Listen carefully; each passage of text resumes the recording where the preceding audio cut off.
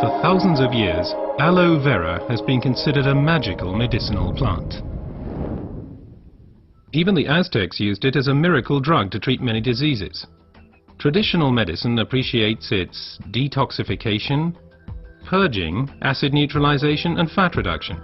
According to modern research, it has a positive effect on blood sugar levels and blood lipid concentration, including cholesterol levels. But aloe vera is not always aloe vera. Real aloe vera, the Aloe barbadensis, is a desert lily and is cultivated in arid regions, primarily in Central and South America.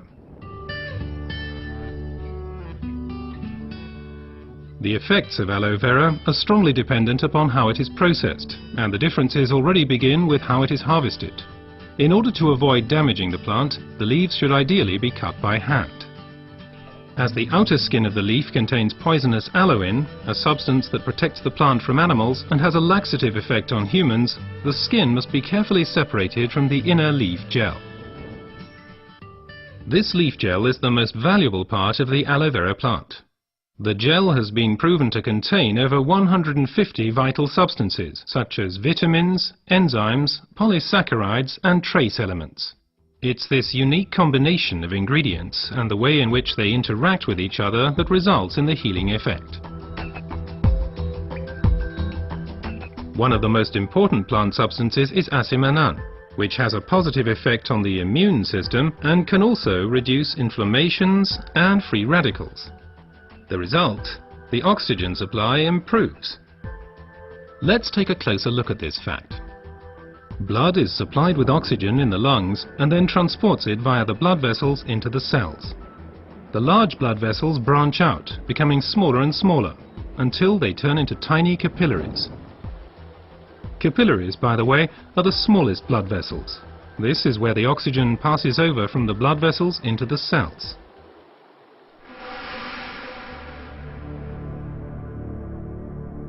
Poor eating habits, environmental pollution, stress and increased physical effort weaken our immune system. Free radicals have an easier time of things and can cause microinflammations throughout the body. These inflammations can damage blood vessels and result in a thickening of the fine capillary walls. This swelling constricts the flow of blood, slowing down the blood cells on their way through the capillaries, which, as a result, impedes the oxygen supply. And it's here that the aloe vera acts. It reduces the swelling on the capillary walls. The blood cells can flow faster again, and the oxygen supply is improved. Furthermore, toxins and impurities are removed more quickly.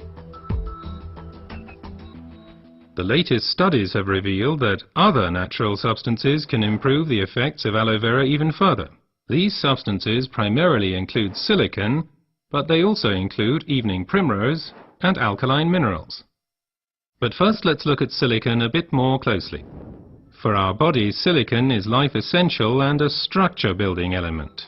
We already know it as quartz sand as it occurs in stones and cement.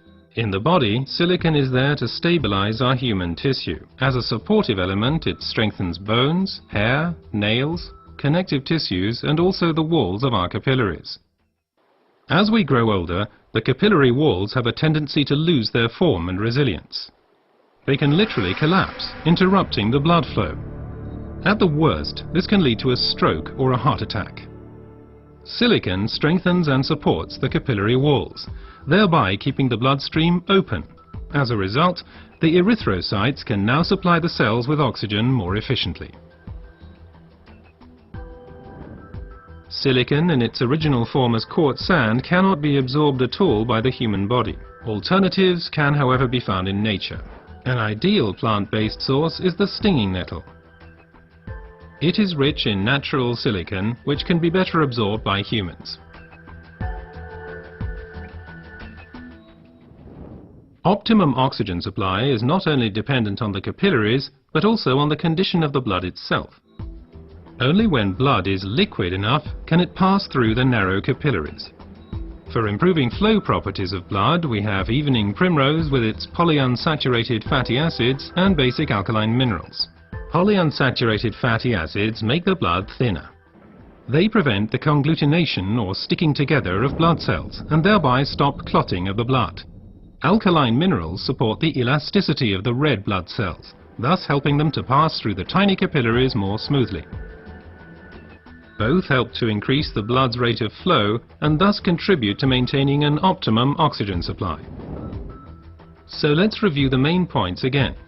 The supply of oxygen to our cells is a vital prerequisite for our overall health and also helps to safeguard us against serious illnesses.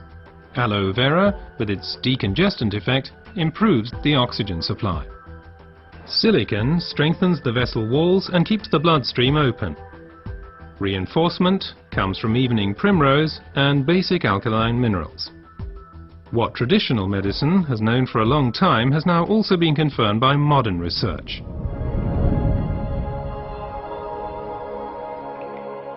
Aloe Vera improves your oxygen supply and therefore your general health. Because oxygen means life. Place your trust in Aloe Vera.